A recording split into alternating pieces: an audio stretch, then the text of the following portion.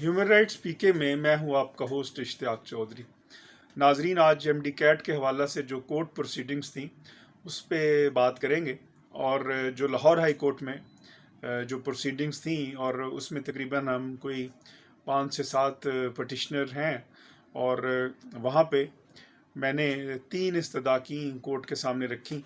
एक तो ये कहा कि रिक्वेस्ट की कि चूँकि ये पीएमसी वाले जो है वो अब कह रहे हैं कि आप मेडिकल कॉलेजेस को अपने भिजवाएं दाखिले, और अगर दाखिले मेडिकल कॉलेजेस में हो गए तो फिर ये जो पटिशन्स हैं ये इनफ्रक्चुअस हो जाएंगी और वो बेफ़ायदा हो जाएंगी। लिहाजा मेडिकल कॉलेजेस में जितने हैं उनको रोका जाए दाखिलों से, जिस पे अदालत का कहना था कि फ़िलहाल पीएमसी की इस बयान के ऊपर कि हम दाखिले तो दिसंबर में जाके फ़ाइनल होते हैं, तो लिहाजा फ़िलहाल रोकने की ज़रूरत नहीं है, और अगर जब मुनासिब समझा तो उस वक़्त कोई हुक्म जारी हो सकता है। लिहाजा दूसरी जो बात थी वो ये मैंने रिक्वेस्ट की कि जो रिपोर्ट है, पोस्ट एग्जामिनेशन एनालिसिस जो रिपोर्ट है, उसको रिकॉर्ड का हिस्सा बनाया जाना चाहिए और पीएमसी को डायरेक्ट करें कि वो जो रिपोर्ट है उसको रिकॉर्ड का हिस्सा बनाए। जिस पर पीएमसी का मौक़िफ़ था, और ये बड़ा हैरान कर देने वाला मौक़िफ़ था पीएमसी का, उनके लॉयर का, कि हमने तो वो रिपोर्ट वसूल ही नहीं की अभी, वो तो कायदे यूनिवर्सिटी में पड़ी है। भाई, अगर आपने रिपोर्ट वसूल ही नहीं की तो फिर आपने उसकी बेस के ऊपर कैसे असेसमेंट दे दी? आप ये कह रहे हैं, एक तरफ ये कह रहे हैं हमने जो मार्क्स बढ़ाए हैं वो उसके बेस के ऊपर बढ़ाए हैं मार्क्स।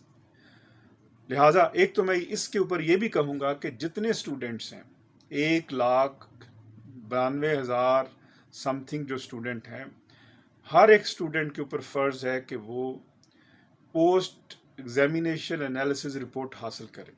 ये लॉ भी अब इसकी इजाज़त देता है, ये फंडामेंटल राइट है। राइट टू नो जो है article 19A of the constitution, ये फंडामेंटल राइट है, और इसी की एड में जो है वो राइट टू इंफॉर्मेशन एक्ट बना, जिस तरह पंजाब में भी बना हुआ है, केपी में भी बना हुआ है, फेडरल का भी है।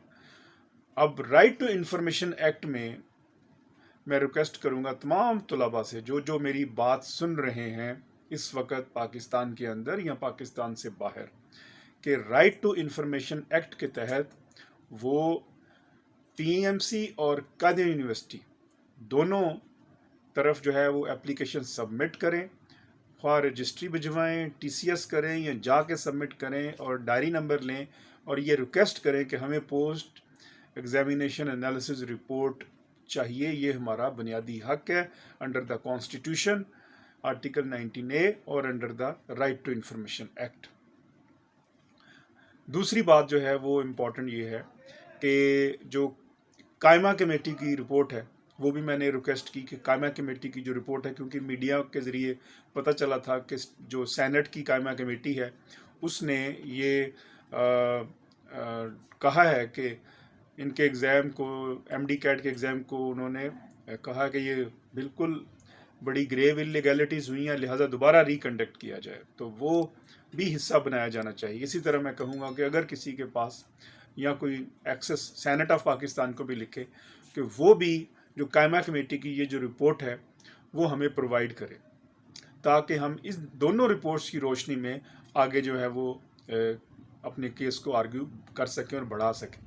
अब आ जाते हैं फैक्चुअल बातें, अब छोड़ भी दें अगर, तो बड़ी मोटी मोटी बातें हैं जो मैं समझता हूँ बताना ज़रूरी है इस वीडियो के ज़रिए, ताकि हमारे जो दोस्त अहबाब इस्लामाबाद में ख्वाह केस फ़ाइट कर रहे हैं या वो फ़ाइट कर रहे हैं केपी में, पिंडी में, कराची में, तो वो कौन कौन सी है जो कि ज़रूरी है बताना। और ख़ुसूसी तौर पर पीएमसी के इस आर्गूमेंट के अगेंस्ट, जो पीएमसी ये आर्गूमेंट करती है कि सेक्शन 18 में जो ये कहा गया है कि सिंगल टेस्ट लिया जाएगा, वो हमने वजाहत कर दी रेगुलेशन में कि सिंगल से मुराद ये है कि सिर्फ एक दफ़ा लिया जाएगा और एक से ज़्यादा टेस्ट हम ले सकते हैं। अब ये बहुत इंपॉर्टेंट नुक्ता है, जो एक से ज़्यादा टेस्ट ले सकते हैं वो कौन से टेस्ट हैं।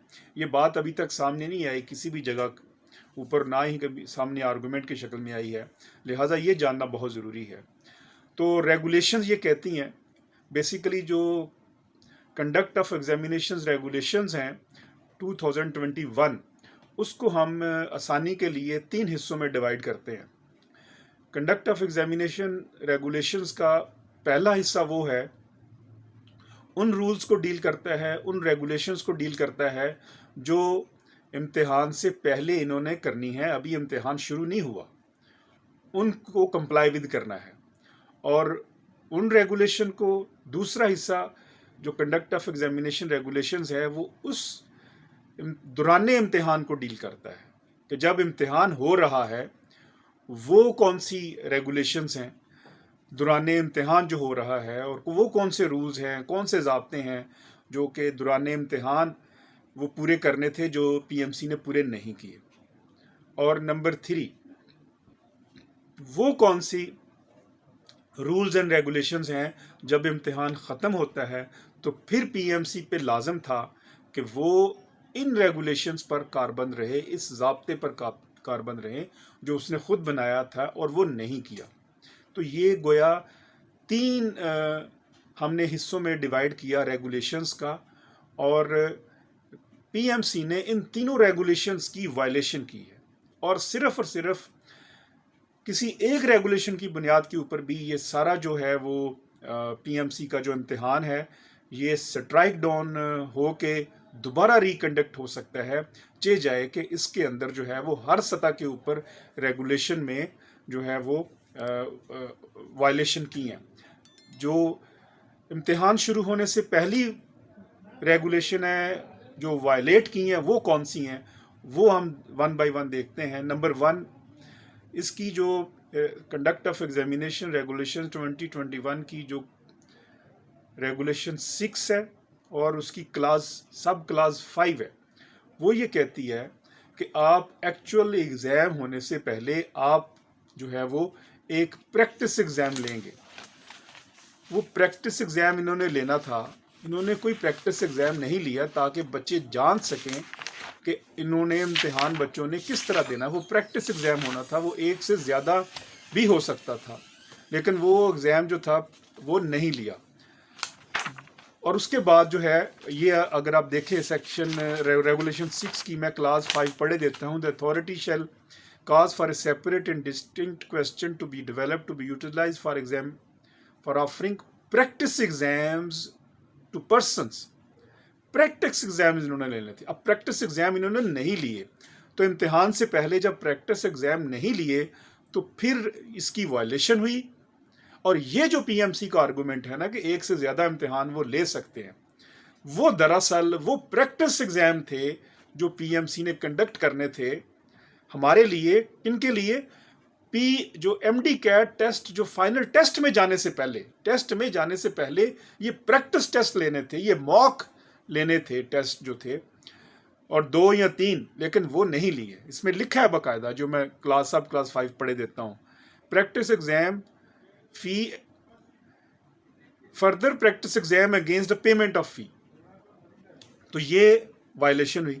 इसी की क्लास जो रेगुलेशन 6 है उसकी सब क्लास 6 है, वो फिर कहती है कि जब आप कमरा इम्तिहान में जाते हैं, the authority shall provide to each person registered an exam on online और mobile based tutorial as a part of exam fee prior to the holding of exam. Prior to, इसका मतलब है एग्जाम अभी शुरू नहीं हुआ, एग्जाम शुरू होने से पहले फिर एक एक्सरसाइज होगी, बताया जाएगा कि किस तरह एग्जाम आपने करना है। डायरेक्ट एग्जाम पे नहीं जा सकते आप। तो इस तरह जो रेगुलेशन 6 है उसकी सब क्लास 6 की भी वायलेशन हुई है। जो अब इसको अगर आप रेगुलेशन 9 के साथ मिला के पढ़ें तो फिर वाज़ेह होती है, वहाँ भी जिक्र है रेगुलेशन 9 की सब क्लास 1 में कि the exam shall be conducted at centres notified by the authority at least 15 days prior to the start of the MD CAT exam. भाई एमडी कैट एग्जाम अभी स्टार्ट नहीं हुआ, एमडी कैट एग्जाम के start होने से पहले आपने ये टेस्ट लेने हैं। किसके लिए? प्रैक्टिस के लिए, बच्चों के लिए। इसी वजह से 6000 फीस दी है आपको, और आपने एडमिटेडली कोई प्रैक्टिस टेस्ट नहीं लिया। तो ये 3 जो वायलेशंस हैं, इसी की रोशनी में ये स्ट्राइक डाउन होना चाहिए। अब इसके साथ अगर आप देखें तो रेगुलेशन 8 को देखें तो वहां भी यही जिक्र है, और इसके साथ मैं सिर्फ मेंशन किए देता हूं। आप रेगुलेशन, फिर आप आगे आ जाएं जो रेगुलेशन 9 है उसकी क्लास 6 है, फिर आप कमरा इम्तिहान में आ जाते हैं। ये वो थी बातें जो मैंने बताई, जो फर्स्ट पार्ट था कि इम्तिहान अभी शुरू नहीं हुआ, इम्तिहान शुरू होने से पहले आपने प्रैक्टिस टेस्ट लेने थे जिसके फीस भी ली थी, वो आपने नहीं ली है, वायलेशन है। अब एग्ज़ाम में आ जाए, एग्ज़ाम में जब आप बैठ गए तो रेगुलेशन 9 उसकी सब क्लास जो 6 है वो ये कहती है the person shall start the exam by logging in using their registration number, the time shall start at the time of successful login। Successful login यानी कि टाइम उस वक्त स्टार्ट होगा जब एक लॉगिन होगा। अब जिन बच्चों के वो लॉगिन ही हुए, वो खुले नहीं हैं, जो खुले नहीं हैं, वो जो भी इशू था स्किप कर गए, वो सारे का सारा एग्जाम ही स्किप कर गए। इसका मतलब ये हुआ कि उनका एग्जाम्स तो स्टार्ट होना था वो लॉगिन होने से। जब लॉगिन ही नहीं हुए तो समझा ये जाएगा कि एग्जाम स्टार्ट ही नहीं हुआ। तो जब एग्जाम स्टार्ट ही नहीं हुआ तो फिर ये है कि इसका मतलब है एग्जाम हुआ ही नहीं। तो जब एग्जाम हुआ ही नहीं तो फिर अब एग्जाम करें, लिहाजा इसकी भी वायलेशन है।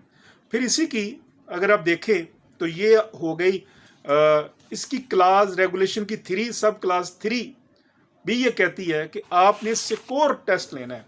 अब इसके ऊपर बहुत सारी बातें हो चुकी हैं, उन्होंने खुद मान लिया है प्रेस कॉन्फ्रेंसेस में भी सब जगह के ऊपर कि वो सिक्योर नहीं था, लीक हो गया, तो इस क्लास की भी वायलेशन हुई है। फिर इसके साथ साथ ये भी मान लिया कि जो क्लास जो रेगुलेशन 5 है और उसकी सब क्लास 3 है उसमें 3 डिफ़िकल्टी लेवल होने थे। पहला डिफ़िकल्टी लेवल 20% का, फिर मॉडरेट लेवल आना था 80% का, सॉरी 60% का, तो फिर एंड के ऊपर आना था 20% का। तो इस तरह ये 100% बनने थे। अब उसकी भी वायलेशन हुई है। अब जब इम्तिहान ख़त्म हो गया तो इम्तिहान ख़त्म होने के बाद फिर इसकी रेगुलेशन 10 है रिजल्ट की। वो क्या कहती है, the result of the MD-CAT exam of each person shall be available at the time notified by the authority. मुझे ये बताइए कहाँ पे नोटिफाई किया अथॉरिटी ने? किसी जगह नोटिफाई नहीं अथॉरिटी ने किया, और किसी को 12 घंटे के बाद मिला है, किसी को 6 घंटे के बाद मिला है। ये मस्ट था, मैंडेटरी था अंडर द रेगुलेशन 10 कि उसको नोटिफाई करते। तो ये वो इलीगैलिटीज़ थी जो सामने आई, और इसके साथ फिर और भी और जिन जजमेंट्स का वो हवाला देते हैं वो डिस्टिंग्विश हैं। वो एक कराची की जजमेंट का हवाला देते हैं, वो डिफरेंट प्रेमिसेस के ऊपर है। उसमें कोविड की वजह से तकसीम हुई थी कि कुछ बच्चे ने पेपर दिया, कुछ ने नहीं दिया। और इसी तरह जो है वो दूसरी जो जजमेंट का हवाला देते हैं लाहौर हाई कोर्ट की, उसमें क्वेश्चन ही और था। उसमें क्वेश्चन था वेटेज का, कि आपने वेटेज को चैलेंज किया कि नहीं किया। तो चूंकि उसमें क्वेश्चन वेटेज का था, इस बिना के ऊपर जो है वो उसने चैलेंज जब नहीं किया, तो यहाँ तो वेटेज का क्वेश्चन नहीं है, यहाँ तो ग्रेव इलीगैलिटीज़ का क्वेश्चन है जो हमने एंटरटेन किया है। तो ह्यूमन राइट्स पीके में हम आपके साथ हैं, और इसी तरह आपकी जो इनकलाबी और कानूनी जंग है वो हम लड़ते रहेंगे इंशाअल्लाह अज़ीज़। अब अगले प्रोग्राम के साथ, अब मंडे को केसेस फिक्स हैं, मंडे को क्या कार्रवाई होती है, होप्स हो कि ये डिसाइड होगा केस।